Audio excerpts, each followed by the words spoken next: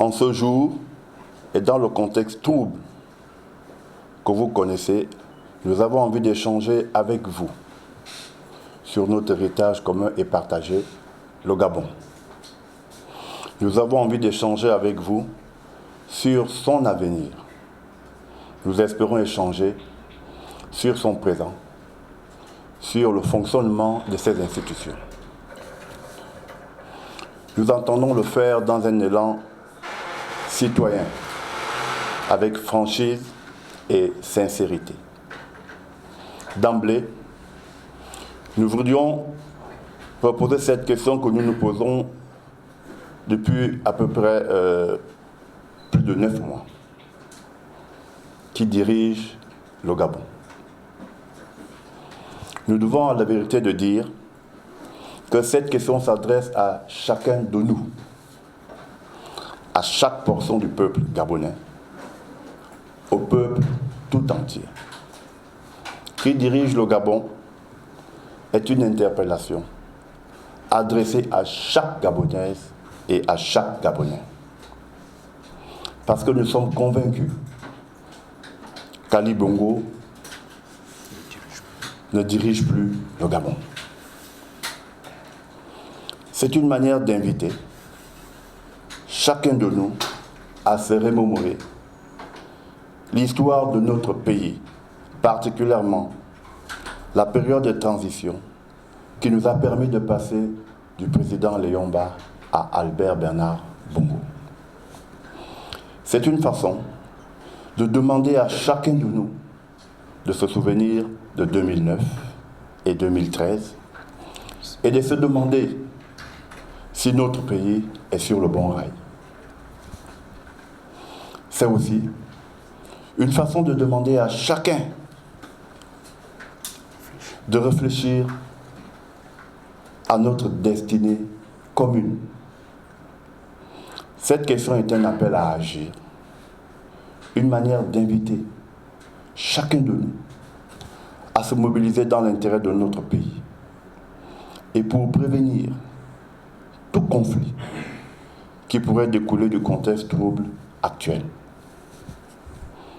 À travers la question « Qui dirige le Gabon ?», nous interpellons la fibre patriotique autant que l'orgueil citoyen de chacun. Nous interpellons aussi les institutions de la République et ceux qui les dirigent. Citoyens lambda ou dirigeants d'institutions, tous les Gabonais savent que depuis plus d'1 an, notre pays connaît une situation inédite.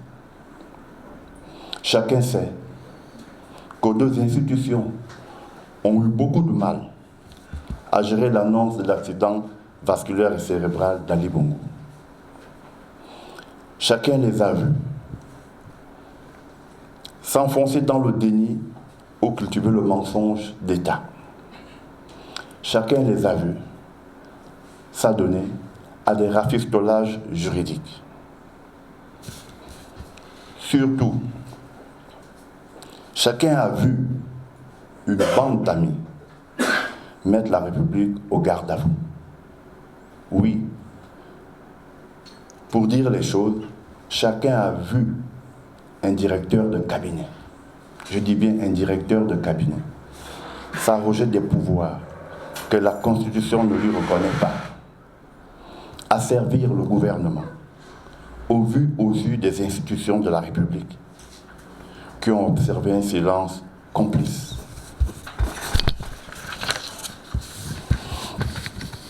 Exiger le fonctionnement régulier des institutions, s'assurer que le pouvoir exercé est exercé conformément aux préconisations de la Constitution, éviter que ne s'installe durablement une imposture au sommet de l'État, tels sont, entre autres, les objectifs que nous poursuivons.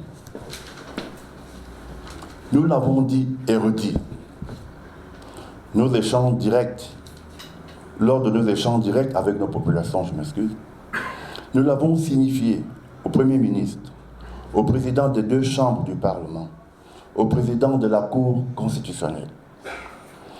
malgré leur refus de répondre à nos différentes interpellations, nous ne pouvons accepter que des personnes inconnues de la Constitution s'arrogent le pouvoir d'État. Parce que nous militons pour la République et l'État de droit. Nous exigeons la vérité sur l'identité du donneur d'ordre au sommet de l'État. Mesdames et messieurs les journalistes, chers concitoyens, comme vous, nous avons suivi le feuilleton des interpellations des principales figures de la GEV. Comme vous, nous avons pris connaissance des différents mouvements au sein de l'appareil de l'État. Comme vous, nous avons appris le limogeage du procureur de la République au terme d'un Conseil supérieur de la magistrature extraordinaire. Nous ne croyons pas que toutes ces décisions ont été prises par l'autorité habilitée. Nous avons la conviction qu'une nouvelle imposture essaie de se substituer à celle d'hier, encore symbolisée par la GEV. Nous redoutons que tout cela n'ouvre la voie à un processus de patrimonialisation, voire de monarchisation de l'État. Le Gabon est une république et doit le rester. Dans les tout prochains jours, nous irons porter ce message à tous. Une fois encore, nous demandons aux responsables des institutions de prendre leurs responsabilités. Une fois de plus, nous irons parler aux représentations diplomatiques accréditées au Gabon des risques liés à la situation présente. Nous demandons aussi à rencontrer les responsables des partis politiques, de l'opposition comme de la majorité, y compris le Parti démocratique gabonais PDG. Nous en appellerons à la responsabilité citoyenne de chacun. Les récents événements confirment comme jamais qu'Ali Bongo ne dirige plus le Gabon et que désormais, les impostures se succèdent à la tête de l'État. Cela est inacceptable et nous ne l'acceptons pas. Nous n'avons pas le droit de l'accepter. Nous avons le devoir de le refuser. Le président de la République est une institution de la République, portée par un citoyen et lui seul. La famille de ce citoyen n'est pas une institution. Elle n'est que sa famille. Les membres de sa famille n'ont aucune qualité, aucun droit de s'immiscer sans mandat dans la gestion de la cité. Or, depuis les derniers changements intervenus au cabinet du président de la République, on ne parle plus que du pouvoir grandissant de l'épouse ou du fils d'Ali Bongo. Une telle situation n'est pas admissible en République, encore moins en démocratie, ou dans un État de droit. Cette situation est aujourd'hui effective dans notre pays, parce que Ali Bongo se retrouve depuis le 24 octobre 2018 en incapacité d'assumer le devoir de sa charge. Voilà pourquoi nous réitérons notre demande d'expertise médicale sur la personne d'Ali Bongo. Nous avons saisi la Cour constitutionnelle à cet effet. Nous lui rappelons qu'elle a l'obligation de donner suite à notre requête. Nous devons refuser que le pouvoir d'État devienne un jeu ou un bien familial dont certains peuvent disposer à leur guise. notre demande d'expertise médicale n'est pas une action accusatoire contre Ali Bongo. C'est une action citoyenne, républicaine et démocratique. Que tous ceux qui profitent de la situation actuelle pour s'imposer se rassurent. Les derniers événements ont renforcé notre conviction sur l'incapacité d'Ali Bongo de continuer à assumer les devoirs de sa charge. À nos compatriotes, chers compatriotes, nous disons que nous sommes tous constitutionnellement en droit, voire en devoir de défendre notre nation, le Gabon. Cette défense s'étend non seulement vis-à-vis des agressions extérieures, mais aussi lorsque le pays est agressé de l'intérieur. Elle s'étend également contre tout ce qui peut menacer l'ordonnancement institutionnel de notre pays. Pour le Gabon, nous restons debout et mobilisés. Nous exhortons que chaque Gabonaise et chaque Gabonais, nous exhortons chaque Gabonaise et chaque Gabonais à prendre toute sa part dans cette bataille pour le triomphe de la République, de l'état de droit et de la démocratie. Je vous remercie. Pour le Gabon, agissons. Ali Bongo est devenu un président, c'est Franck Ndimbi qui avait dit qu'il est devenu une image télévisuelle. On le voit à la télé, on nous sert des histoires sans parole, on nous envoie juste les photos d'Ali Bongo, on l'a vu à tel endroit. Ali Bongo ne s'est plus jamais adressé au peuple. Lors du discours à la nation, Ali Bongo a fait un discours de 3 minutes. C'est du jamais vu au Gabon. Ce doute s'est renforcé. On s'est dit, notre démarche, elle est républicaine. On est allé vers les institutions dont vous parlez. Nous avons saisi la justice qui est une institution. Ceux qui ont suivi notre démarche savent qu'il y a un magistrat qui a été suspendu à cause de notre démarche. Cette suspension ne nous a pas découragés, bien au contraire. Ça nous a renforcés dans notre conviction. S'il n'y avait rien à cacher, je ne vois pas pourquoi Mme Makoli, présidente de la Cour d'appel à l'époque, va être suspendue parce qu'elle a accepté de recevoir un recours alors que la consigne avait été donnée de rejeter ce recours. S'il n'y avait rien à cacher, si vraiment Ali Bongo disposait de toutes ses capacités, pourquoi nous refuse-t-on cette expertise médicale qui, nous l'avons toujours dit, pour être candidat à l'élection présidentielle, cette expertise est requise. Pourquoi celui qui n'a pas boudé au moment d'être élu président, qui n'a rien à cacher, qui est en bonne santé pour pouvoir occuper ses fonctions, va soudainement refuser à 10 emmerdeurs, 10 orgueilleux, 10 prétentieux, 10 menteurs qui viennent dire qu'il n'est pas en capacité. On leur a dit, faites-nous taire.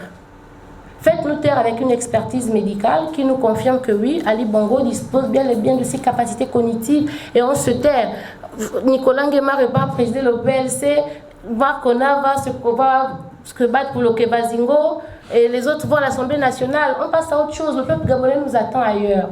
Donc on s'est dit, on va aller vers ces institutions. Toujours ceux qui nous suivent, on a écrit à toutes les institutions de la République. On ne s'est pas contenté des institutions, nous sommes allés chez tous les acteurs politiques, tous les acteurs de la vie en société gabonaise. Nous avons même écrit au président du Parti démocratique, au secrétaire général du Parti démocratique gabonais. Récemment, si vous avez lu la presse, notre avocat, un de nos avocats, Maître Moubembe, tout d'un coup, ils veulent sortir son dossier parce qu'il aurait été suspendu, parce que nous sommes maintenant devant la Cour constitutionnelle. Et ils veulent brandir à Maître Moubembe les 10 ans d'ancienneté requis pour pouvoir plaider devant la Cour constitutionnelle. Ils sortent ça à cause de nous. Au fond, ça nous réjouit, ça nous conforte, nous sommes sur la bonne voie. La preuve, toutes nos démarches les dérangent. Quand le 23 mars de l'année dernière, ils ont fait revenir Ali Bongo, ils ont organisé un accueil et puis... Nous sommes là tout simplement pour dénoncer toutes les impostures au sommet de l'État. Et si nous dénonçons les impostures au sommet de l'État, c'est tout simplement parce que nous sommes des républicains. C'est parce que nous voulons interpeller les institutions qu'on nous présente toujours comme étant des institutions républicaines. Comment dans un pays où on nous a présenté comme l'Assemblée nationale comme la maison du peuple, c'est-à-dire ce sont les représentants du peuple, je parle devant mes collègues qui sont à l'Assemblée nationale ici, nous avons la Cour constitutionnelle qui est censée veiller au respect des dispositions constitutionnelles.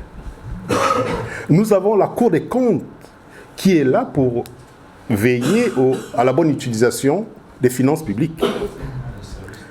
Que ce soit à Combessi, Bla, ce sont pour moi les directeurs de cabinet les plus emblématiques de l'imposture. Comment on peut gouverner par procuration? Comment on peut gouverner par procuration?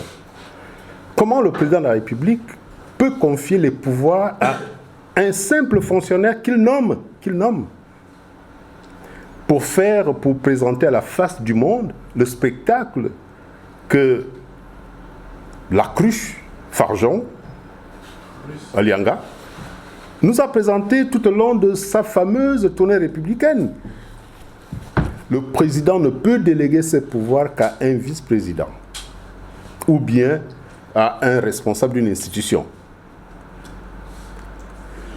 Un directeur de cabinet peut exécuter les missions du président que dans le cadre de la présidence de la République.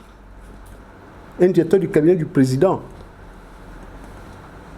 Ça veut tout simplement dire que si le secrétaire général de la présidence ne peut pas exécuter les ordres du président, le président peut exceptionnellement confier ses missions à son directeur de cabinet. Mais ce n'est que dans le cadre de la présidence de la République. Et la présidence n'est pas une institution. La présidence, c'est une administration comme n'importe quelle administration. Ça reste là. Au Gabon, les situations présentes et les situations à venir, les responsables se situent au niveau de nos différentes institutions qui régulent le fonctionnement de la République. Et en premier, la Cour constitutionnelle. J'interpelle la Cour constitutionnelle parce qu'il faut qu'elle prenne ses responsabilités. Ce qui va arriver demain au Gabon, la responsabilité incombe à l'institution Cour constitutionnelle. Pourquoi la Cour ne le fait pas? Parce que la Cour est influencée par celle qui est à la tête de cette institution, qui pense que la République, c'est également la famille. Pour préserver les intérêts de la famille, on laisse passer un certain nombre de choses qui constituent aujourd'hui une menace pour la République. Attention, les uns et les autres doivent arrêter ce qui est en train de se passer.